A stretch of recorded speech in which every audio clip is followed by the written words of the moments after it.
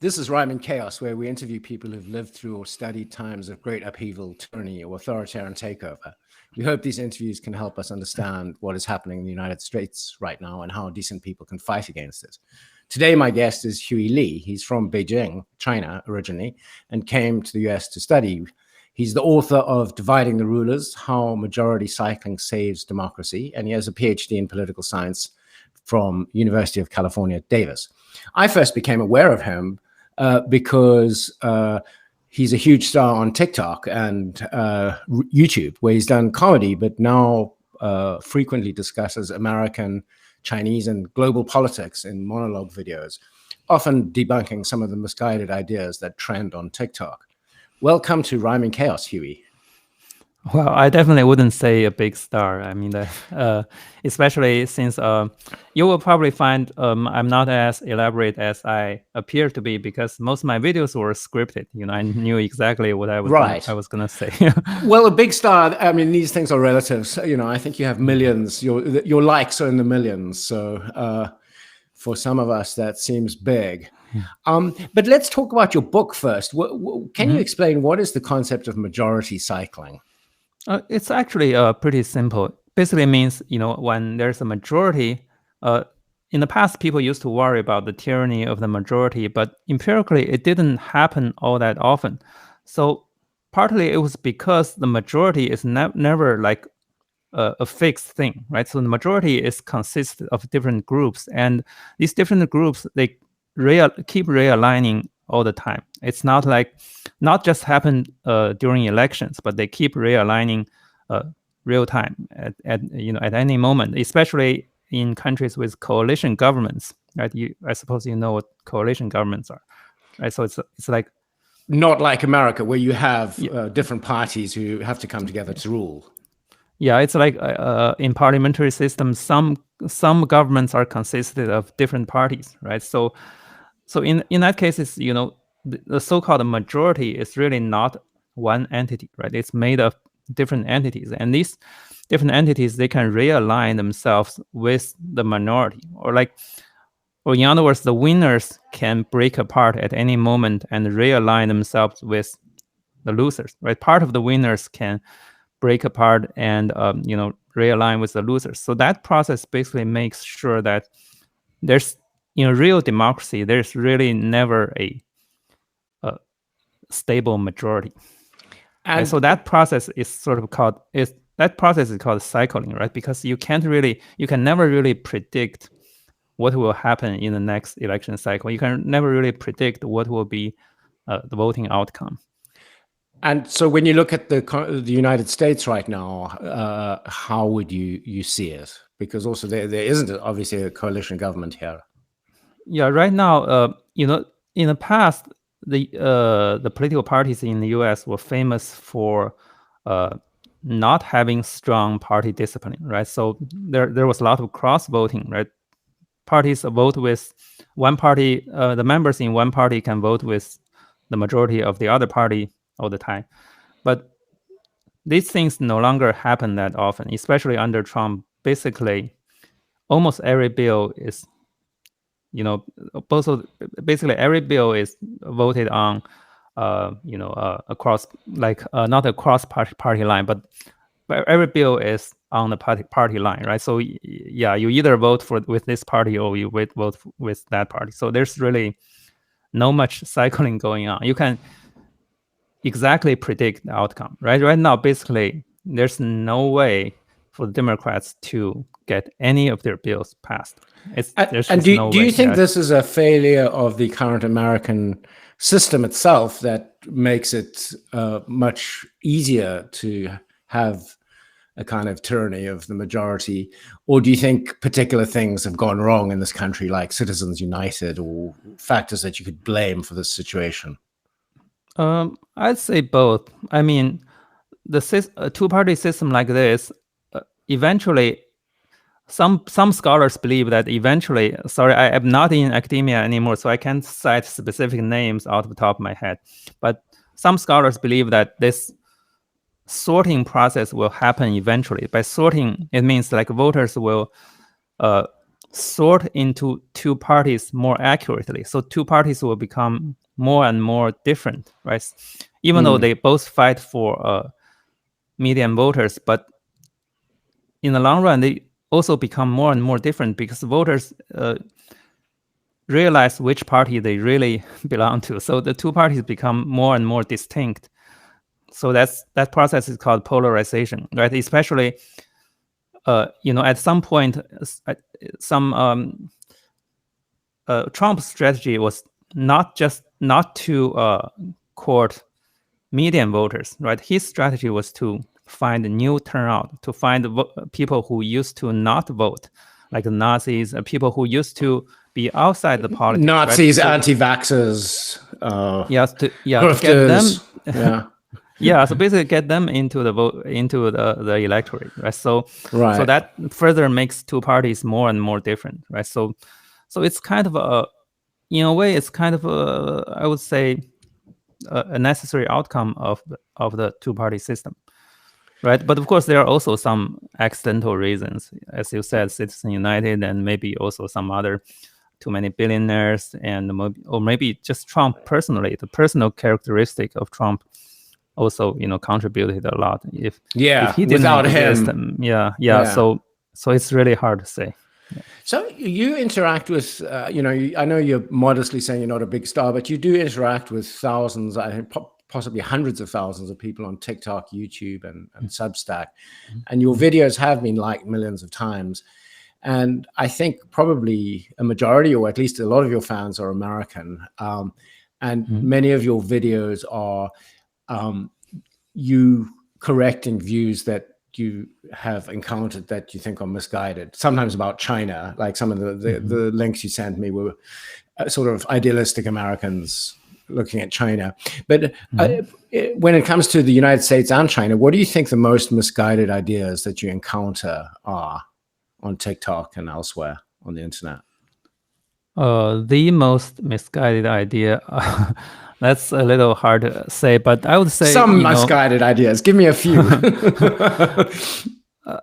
I think people are definitely overestimating the effectiveness of the Chinese political system.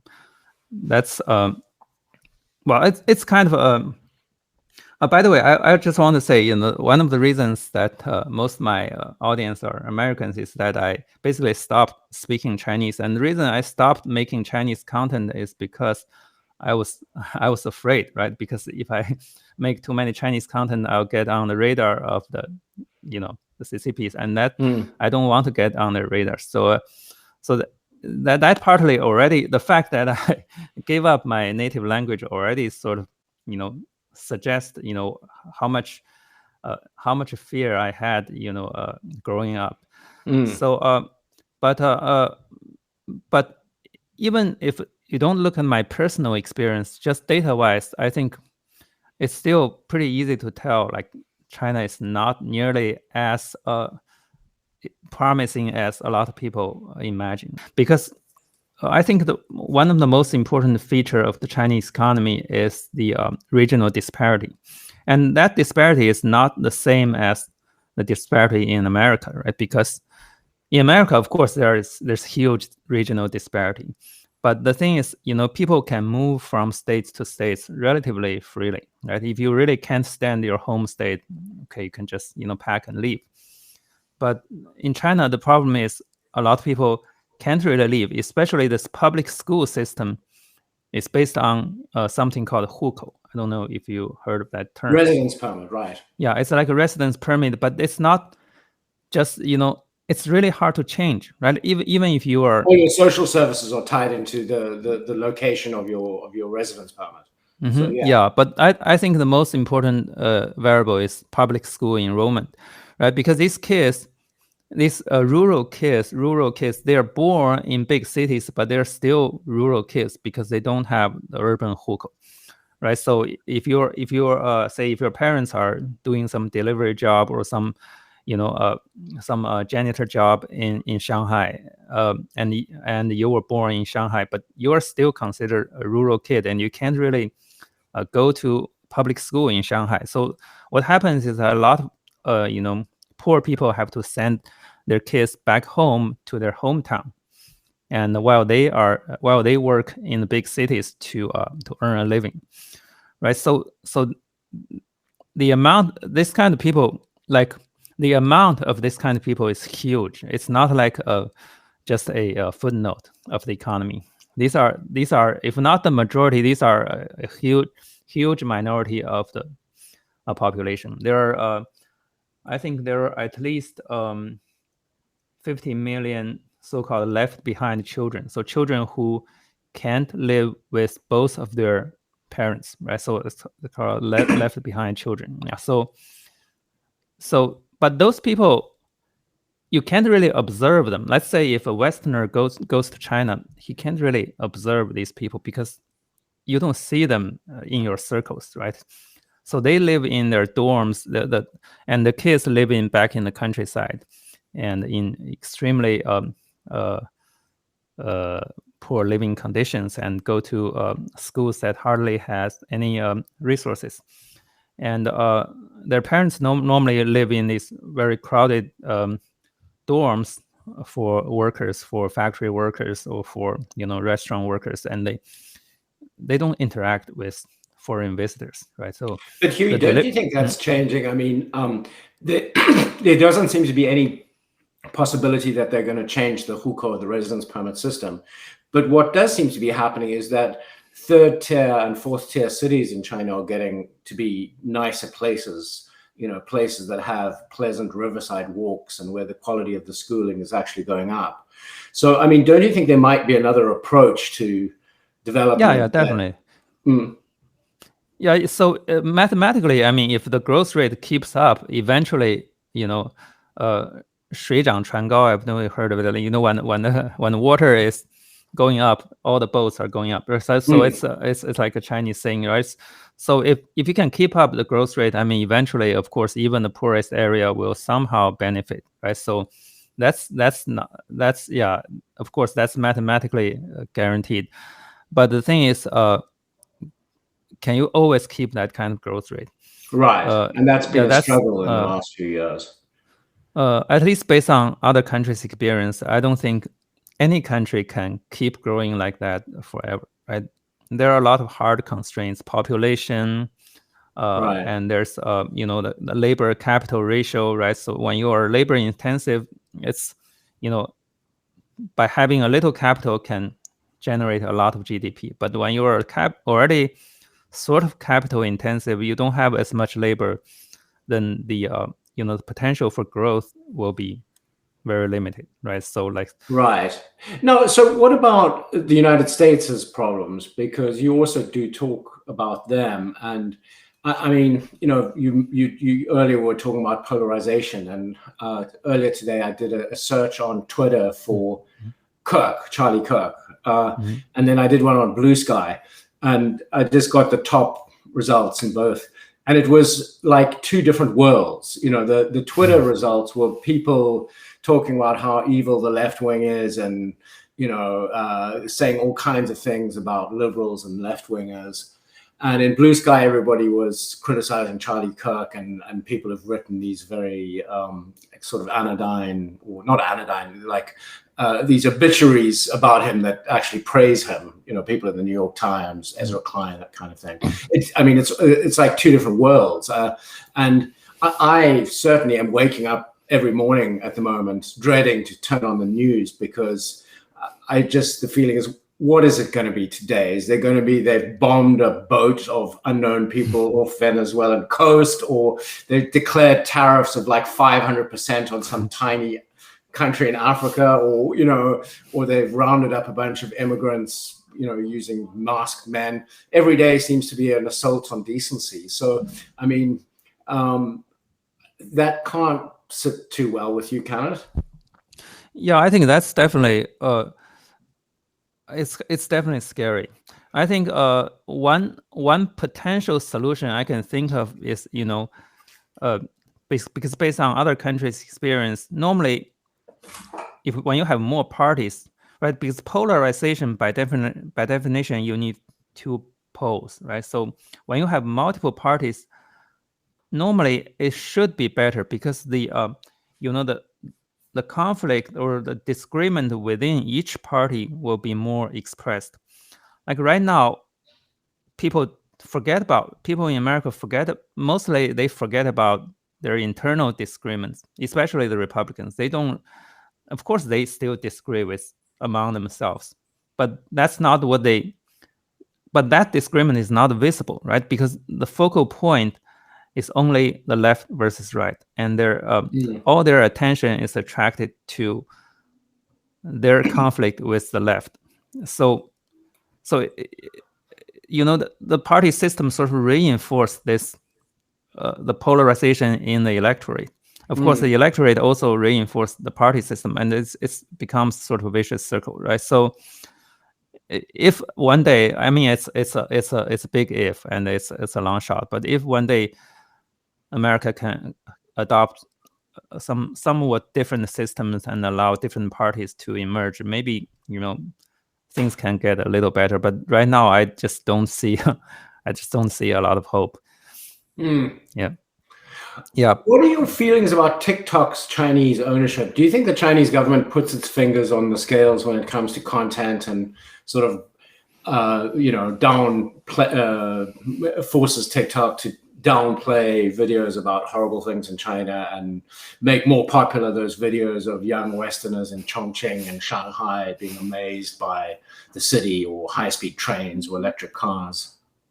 Well, of course. I mean, why not? Like, why not do it? Right? So there's no incentive for them to hold back, right? So it's such a they're so fluent in manipulating algorithm, and I personally, I mean, I don't know if they did anything to my view counts, but sometimes I remember there was a video when I talk about Mao, and they removed the sound and didn't really give me a lot of explanation, because definitely there was no hate speech or anything in that video. So I mean, maybe if I appeal, maybe they will remove that. But I mean, it's just, I can't imagine that they don't do anything about algorithm. That would be dumb, right? Because they have the power, so why not do it? Right. Other Chinese platforms are even more blatant than TikTok, right? So Weibo, I don't know if you use Weibo. Not anymore. I mean, when they went after the big V in 2012, 13, and they really started censoring it. I stopped using it. Right now it's not just censored. Right now they simply they no longer allow foreign like overseas users to register new accounts. So it's basically become unusable, right? Yeah. So, but back then, even when they allowed, I kept losing my accounts, right? My accounts. I lost dozens of them. So so it's sure, but TikTok is for the outside world, right? Whereas Weibo is intended for the Chinese market. So that's So because Chinese residents can't really access to TikTok, so maybe they're less concerned about the content, but still, more or less they'll do something, right? Because why not? Right? Why wouldn't they? There's no accountability, or there's no consequence for doing some censorship, so why not? Wow. What do you think about the US flip-flopping on whether to allow TikTok to operate or to ban it? Or now, this week they're talking about a deal that will be announced on Friday where Beijing will somehow give up ownership to some Trump cronies. Well, firstly, I don't really have the ability to assess whether TikTok is a threat, because I mean, America right now has too many threats. TikTok is just pretty low on the list. So I don't really know if it's necessary to ban it. I don't know the pros and cons really. There's no way for me to assess it. But also politically, it's just too hard, right? So if you close off that TikTok, it's a political suicide, right? So Joe Biden didn't do it until after the election, and then I don't think. I mean, Trump is extremely. I would say he's pretty sensitive about ratings. I don't think if he just close it down overnight, I think I just can't imagine why he would do that. Right, he would lose a lot of young voters. Yeah. But whether he should do that, I don't know. I don't have the data to evaluate it. Right. You have a video, I don't know, maybe it's the one that you mentioned about Mao Zedong, the one being silenced. You have a video where you talk about dictators and how you think many of your viewers sort of underestimate what kind of a person a dictator is. That and you base it off your experience in China and what you know of China's history with Mao Zedong. Can you talk about that a little bit? Yeah, I'm just thinking, because when a person is able to get to that position, you can't get to that position without certain psychological traits, right? A guy like you and me, like, we will never be able to get to that kind of position, even if we want to, even if we, double our IQ. We can't do, because that process requires some brutality. You can't really, it's not like everyone can do it, right? So Trump is too, right? Trump is like that too, right? He can get rich mostly because he has this psychological tolerance to brutality. He can, refuse to pay people or things like that. It's not something like everyone can do. Right. So yeah, especially for dictators, if you can manage to accumulate so much power or even monopolize power, it's not something like people think, oh, because he's a leader of the country, so he must care about the country. And that assumption is just it's not, it's just baseless, because why would he, right? He already had so much blood in his hands. Why would he all of a sudden become a benevolent person? It doesn't make sense. So yeah, that's and of course, after they become dictators, things will get even worse, because they face a echo chamber, right? So nobody in their circle dares to say anything against them. So that will just make them more and more spoiled. You see Trump's cabinet meetings, right? So it's hard to imagine that he becomes nicer in that environment over time. It's because everyone is saying he's doing the right thing, right? Everyone around him is saying he's doing the right thing. So, I mean, of course, Trump is not technically he's not a pure dictator, because he still has to face the social media. He still has to face the criticism from the grassroots, right? But for a lot of pure dictators, Stalin or whatever, they never heard any criticism, like their whole life, not their whole life, like at least after they come to power, they secure the power, they will never hear any criticism at all. So but I think Trump is increasingly like that. I mean, I don't know if you saw that clip of an Australian journalist, I think it was yesterday, asking him about his business dealings. And he was like, "You're a very nasty little man, and I'm going to tell the leader of your country." He really didn't like, I mean, and I think he is insulating himself as much as possible from anyone who would ever say. And I mean, even foreign leaders, like today, the day we're recording is September 17th, he's in England and he's being feted with this enormous parade at Windsor Castle by the King and Queen and the Prime Minister. So, people do fear him. People do fear him, not just his circle, but also foreigners, foreign leaders, and journalists. And you can tell they do fear him a lot. And a lot of journalists are definitely holding back. They could ask some follow-up questions, but they are afraid they may get kicked out of the White House pool. So they just they just stopped asking. So yeah, that fear is definitely growing. And when it reached to a certain point, then basically Trump will no longer hear any criticism. And yeah. Has it surprised you how fast it's been, how quickly that has happened? Because I have to tell you, I mean, I never thought Trump was anything good for the country, but I had not predicted how quickly things would change here, like how quickly certain people would start self-censoring in a way that reminds me of China, and how many norms would be broken, how quickly. I suppose I should have read Project 2025 and understood, but I didn't think. That's something I think a lot of people don't understand, is that because a lot of Americans, they were brainwashed by this idea of separation of power. They always believe, we have this separation of power, we have different branches.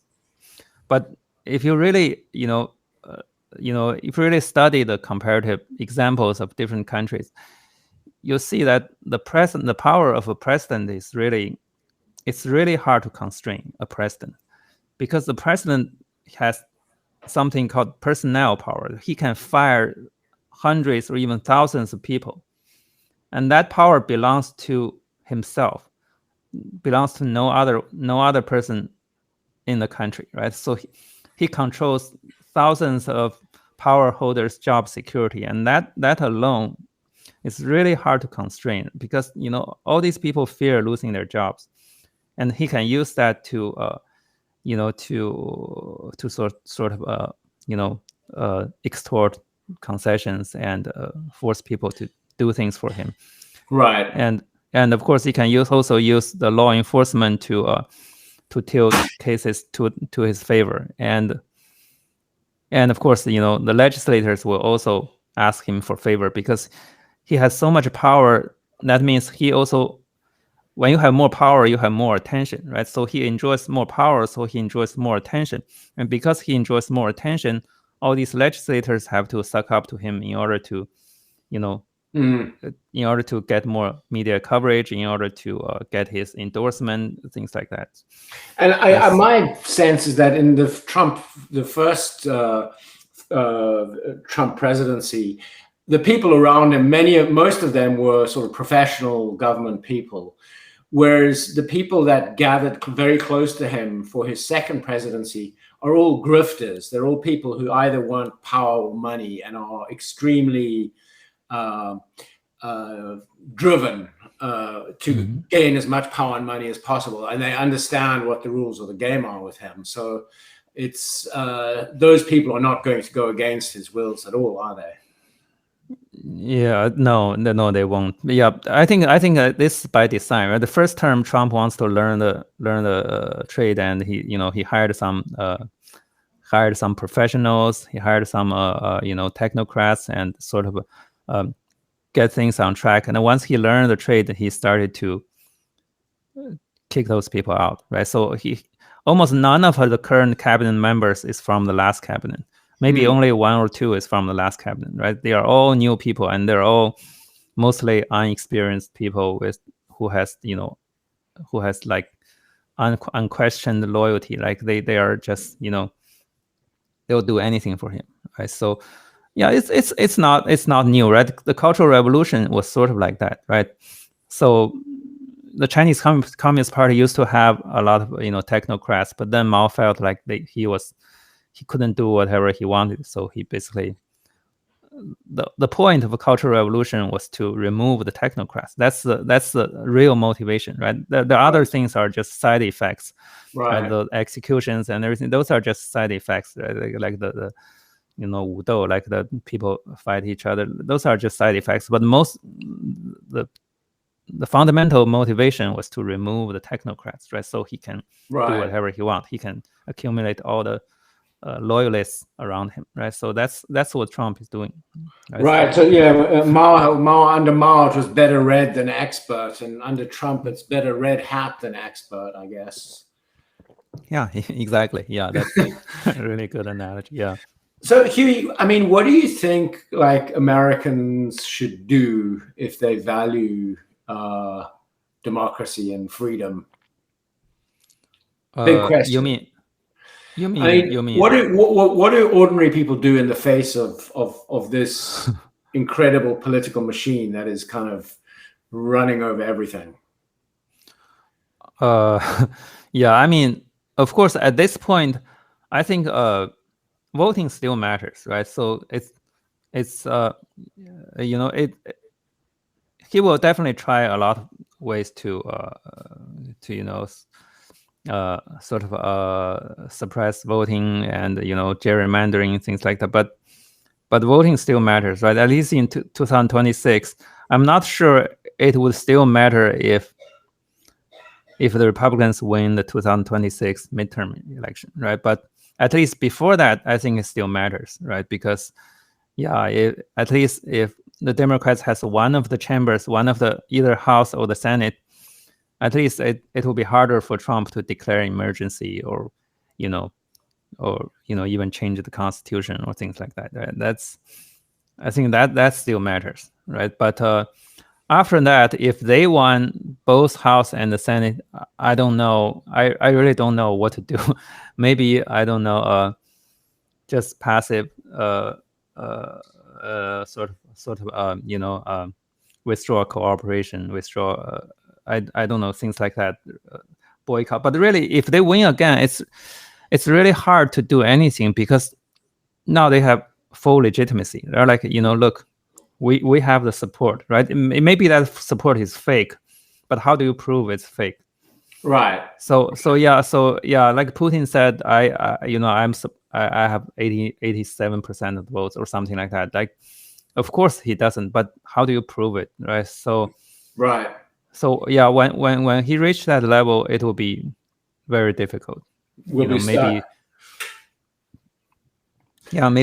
he will probably just find an excuse to declare emergency and get a third term, or maybe start a war or something and say, look, we are in this urgent situation, so we can't change the president, right? So, and of course, I'm sure all the Republican legislators will go along because they're all afraid of him, right? So maybe there will be 2 or 3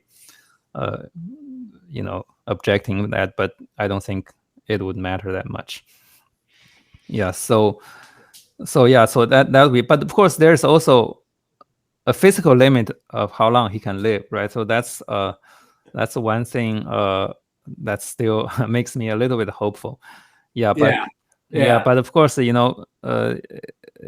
some people say J.D. Vance would be worse, or it's possible. But at least I don't think J.D. is that charismatic. I don't think he can command that much popularity. So I don't know. There's a lot of uncertainty. But personally, if they win the midterm election, I would be very pessimistic. Right. Well, that didn't cheer me up, but maybe what can is I'll ask you a professional question. What are you planning to do? Because you've had some success on TikTok and you use YouTube, and I think pretty much everything you do is now also on Substack. Well, are you planning to just carry on doing videos, or have you got anything new in mind, and which platforms do you think you might use the most?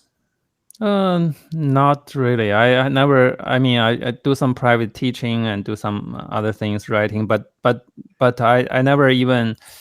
I don't really know where I can find another breakthrough. To try to try to spread message. Maybe maybe get on more of these podcasts. I don't know. So I don't know. Of course, I would hope that more people can see my message, but this is something you can't really control. Especially most of the algorithm are not friendly to liberal voices. So thoughtful voices, perhaps even it's the algorithms like outrage. Then let me just add one last question. What do you think your message is? Is it, because let me tell you what I think it is. I think you encourage people to think carefully about their political beliefs and to try and sort of analyze them in a rational way. Is that about right? Or how would you define your message? Well, I think personally, my key motivation is to encourage people to maintain a sort of largely democratic process, because people who never experienced dictatorship, they can't imagine how bad it's going to be. They can't imagine how suffocating it's going to be, right? All they see is, all these clean streets in China, or maybe some people say Singapore or something, but they don't really know. Like, I mean, Singapore is not exactly like authoritarian, but I feel like some people, when they look at other authoritarian system, they feel they only see the good side. And I think my personally, the most important job I give myself is to remind people that, you don't want to lose this imperfect democracy. This even though this democracy is it's really like really frustrating in many ways, right? Inequality and gun violence. It's if you it's really easy to see the bad things that's happening, but the thing is, if you don't even preserve this, so I mean, yeah, I think my key message is that you still have a lot to lose, right? A lot of people think I have nothing to lose because we're already at the rock bottom. There's nothing to lose. But I really want people to know that you still have a lot to lose, right? You can always go down, right? There's still North Korea, right? There's still, I don't know. I mean, it doesn't even have to go that extreme. I grew up in apartheid era South Africa, and then I lived most of my adult life in China. And I mean, China was at some of its most sort of optimistic and booming times in recent years, mostly when I was there. So it was very nice. But I also saw some pretty horrible things that Americans have no idea about, the average American. So I think that is a valuable message. Yeah, I think, So, I think the reason a lot of people voted for Trump is because they were like, what the hell? There's nothing to lose, right? Even if he installs a dictatorship, so what? There are plenty of good dictatorships. So maybe we'll be lucky enough to become one of those. I think that's really an illusion. I really want to make people to stop fantasizing the benevolent dictator. They don't exist. A benevolent dictator, or even just, I think my sense is a lot of people here are complacent because things have never gone really seriously wrong politically for young people in living memory. There was never really a war on American soil, and there's really never a large crackdown. Even after September 11, like, there wasn't really a actual crackdown. I mean, there was some civil rights violations, but there was not like something like really seriously affecting people's lives. You don't have to fear like you're getting dragged into some camp and something like that. So that's something that still can happen in the future. I just hope we're not people too know far. that. Well, on that note, thank you so much, Hue Lee. Thank you. Thank you so much for having me. It was really nice chat. The Rhyming Chaos podcast is produced by me, Jeremy Goldkorn. The show is edited by Carter Scripts. The theme music is Paperboy, composed and performed on the Guzheng by Wu Fei. Our closing music is Eric Satie's Juno Pedi No. 1, arranged and performed by Wu Fei. Our cover art is by Li Yunfei. Please subscribe wherever you get your podcasts. And if you like what we're doing, please take out a paid subscription at rhymingchaos.com. And you can find Hue Lee all over the internet. I'll post links to his YouTube, TikTok, and Substack accounts. Thank you so much, Hue. Yeah, thank you. Thank you guys for listening. Thank you so much. Thank you, Jeremy. Okay. Now, oh hell, I wonder what happened. Something went wrong on my side, and it seems to still be recording, but why can't I?